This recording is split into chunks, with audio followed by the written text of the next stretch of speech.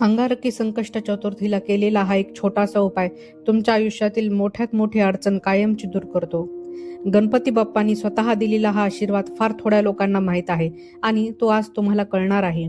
मुलांचा अभ्यास, नोकरी किंवा विवाहासाठी जर तुम्ही चिंतेत असाल तर हा उपाय शेवटपर्यंत नक्की ऐका. हा योग वारंवार येत नाही. मंगळवारी आलेली चतुर्थी म्हणजे अंगारकी संकष्टी आणि या दिवशी केलेली सेवा अनेक पटीने फलदायी ठरते. गणेश पुराणात सांगितलेला हा उपाय श्रद्धेने केला तर बाप्पा तुमची मनोकामना नक्की पूर्ण करतात. चला तर वेळ न घालवता व्हिडिओला सुरुवात करूया. नमस्कार मंडळी, कृपा सिंधू रहस्य गाथा या आपल्या हक्काच्या यूट्यूब चॅनलमध्ये तुमच्या सर्वांचे मनापासून स्वागत आहे. मंडळी, हा योग वारंवार येत नाही. मंगळवारी आलेली चतुर्थी म्हणजे अंगारक संकष्ट चतुर्थी. या एका दिवशी श्रद्धेने केलेली पूजा आणि मनापासून केलेला एक उपाय जो मी तुम्हाला शेवटी सांगणार आहे, तो मुलांचा अभ्यास, नोकरी, विवाह आणि घरातील अडचणी दूर करण्याची ताकद ठेवतो. गणपती बाप्पांनी स्वतः दिलेला हा आशीर्वाद आहे. गणेश पुराणात सांगितलेला आहे हा एक उपाय. म्हणून हा व्हिडिओ शेवटपर्यंत नक्की पहा, कारण शेवटी सांगितलेला उपाय खूपच प्रभावी आहे. मंडळी, वेळ न घालवता व्हिडिओला सुरुवात करूया. गणपती बाप्पाच्या कृपेने तुमच्या सर्व इच्छा आणि मनोकामना पूर्ण होत. मंडळी, उद्या मंगळवार आहे आणि हा दिवस अंगारकी संकष्ट चतुर्थीचा आहे. या दिवशी जर आपण काही विशेष उपाय व सेवा केली तर त्या उपायांचा प्रभाव अत्यंत शक्तिशाली मानला जातो. गणपती हे सृष्टीचे निर्माणकर्ता मानले जातात. ते बुद्धीचे, विवेकाचे आणि ज्ञानाचे देवता आहेत.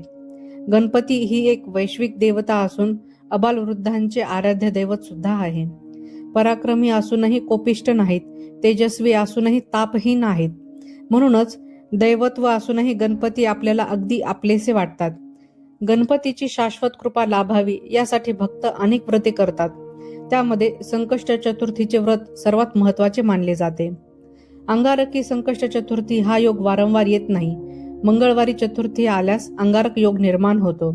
अंगारक म्हणजे मंगळ ग्रह, जो निखाऱ्यासारखा लाल व तेजस्वी आहे.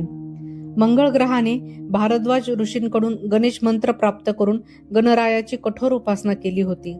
त्याच्या उपासनेवर प्रसन्न होऊन गणपती बाप्पांनी आशीर्वाद दिला की माझा जन्म चतुर्थी तिथीला झाला आहे, म्हणून मंगळवारी येणारी चतुर्थी तुझ्या नावाने अंगारकी चतुर्थी म्हणून ओळखली जाईल. गणेश पुराणात याचे संदर्भ आढळतात. अमंगळ मानल्या जाणाऱ्या मंगळ ग्रहाला ज्यांनी पावन केले त्या वरद विनायकाने आपलाही उद्धार करावा या भावनेने अंगारकी संकष्ट चतुर्थीचे हे व्रत केले जाते. गणपती बाप्पांनी स्वतः आशीर्वाद दिला आहे की जो कोणी अंगारकी संकष्ट चतुर्थीचे हे व्रत श्रद्धेने करेल त्याच्या सर्व इच्छा बाप्पा पूर्ण करतील. म्हणूनच शक्य असल्यास या दिवशी उपवास करावा. उपवास शक्य नसेल तर मनापासून पूजा व सेवा अवश्य करावी. आपल्या आयुष्यात अनेक अडचणी, अडथळे व संकटे असतात. ती संपण्याचे नाव घेत नाहीत. प्रत्येक आई वडिलांची इच्छा असते की मुलांनी अभ्यासात, नोकरीत किंवा कोणत्याही क्षेत्रात प्रगती करावी. पण अनेकदा मुले अभ्यास करूनही अपेक्षित यश मिळवत नाहीत. लक्ष लागत नाही, वाईट संगत लागते, घरात उद्धट वागणूक, राग, हट्टीपणा वाढतो किंवा विवाह वेळेवर जुळून येत नाही. मुलं लहान असोत, मोठी असोत किंवा मुलगा असो वा मुलगी, या समस्या प्रत्येक घरात कुठे ना कुठेतरी असतातच. मुलं जर बाहेरगावी शिक्षण किंवा नोकरीसाठी असतील तरी हा उपाय कसा करायचा तेही मी पुढे सांगणार आहे. म्हणून व्हिडिओ शेवटपर्यंत नक्की पहा. चॅनलवर नवीन असाल तर लाईक व सबस्क्राईब करा आणि कमेंटमध्ये गणपती बाप्पा मोरया लिहायला विसरू नका. यामुळे गणपती बाप्पाचा आशीर्वाद नक्कीच प्राप्त होईल. मंडळी, अंगारकी संकष्ट चतुर्थीची पूजा व उपाय. या दिवशी सकाळी लवकर उठावे. ब्रह्ममुहूर्तावर उठणे अत्यंत फलदायी मानले जाते. स्नानानंतर शुभ्र वस्त्र परिधान करावे. लाल, हिरवे किंवा पिवळे रंग चालतील. काळा रंग टाळावा, कारण कुठलेही शुभ कार्य करायला काळा रंग हा वापरला जात नाही. मंडळी, पूजेपूर्वी घरात गोमूत्र शिंपडावे. ते उपलब्ध नसेल तर पाण्यात हळद मिसळून बेडरूम, हॉल व स्वयंपाकघरात शिंपडावे. यामुळे नकारात्मक ऊर्जा दूर होते. या दिवशी कणकेचा चौमुखी दिवा लावणे अत्यंत महत्वाचे मानले जाते. तो चारही दिशातील संकटे दूर करतो. कणिक मळताना मीठ टाकू नये, फक्त चिमूटभर हळद घालावी. दिव्यात शुद्ध तूप किंवा तिळाचे तेल वापरावे. दिवा लावताना ओम श्री विघ्नहर्ताय नमः हा मंत्राचा जप करावा. गणपती बाप्पाला जल व पंचामृताने अभिषेक करावा. अभिषेक करताना ओम गण गणपतये नमः, ओम गण गणपतये नमः हा मंत्र जपावा किंवा गणपती अथर्व शीर्ष म्हणावे. मुले जर तयार असतील तर त्यांच्याच हाताने ही सेवा करून घ्यावी, कारण मुलांनी केलेली सेवा लवकर फळ देते. अभिषेकाचे पाणी स्वतः मुलांनी प्राशन करावे. यानंतर हळद व शुद्ध तूप यांचा टिळक बाप्पाच्या कपाळावर लावावा. हा टिळक 21 दिवस लावल्यास अत्यंत कठीण इच्छा देखील सुद्धा पूर्ण होते.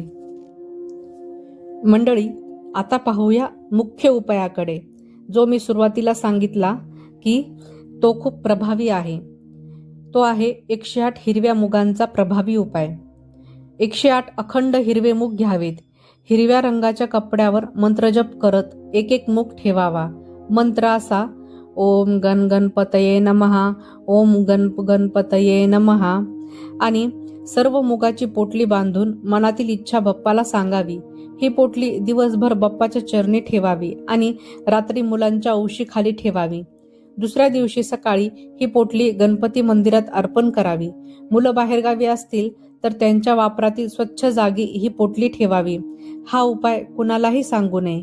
नोकरी व व्यवसायात अडचणीसाठी 11 किंवा 21 हिरवे मूग अखंड मंत्रजप करत बाप्पाच्या चरणी अर्पण करावेत. जर तुम्हाला हा उपाय उपयुक्त वाटला, फलदायी वाटला तर कमेंटमध्ये मला नक्की सांगा. मंडळी, जर हा उपाय तुम्ही श्रद्धेने केला तर गणपती बाप्पा नक्कीच तुमच्यावर कृपा करतील. हा व्हिडिओ आवडला असेल तर लाईक करा, आपल्या मित्रपरिवारांसोबत शेअर करा आणि चॅनलला सबस्क्राईब करायला विसरू नका. कमेंटमध्ये मनापासून लिहा, गणपती बाप्पा मोरया, मंगलमूर्ती मोरया, जेणेकरून बाप्पाचा आशीर्वाद आपल्यापर्यंत नक्की पोहोचेल. श्री गणेशाची कृपा तुमच्या आणि तुमच्या कुटुंबावर सदैव राहो, हीच स्वामीचरणी प्रार्थना. मंडळी, एक छोटीशी टिप: मी जो उपाय सांगितला आहे हा उपाय गुप्त ठेवा. धन्यवाद.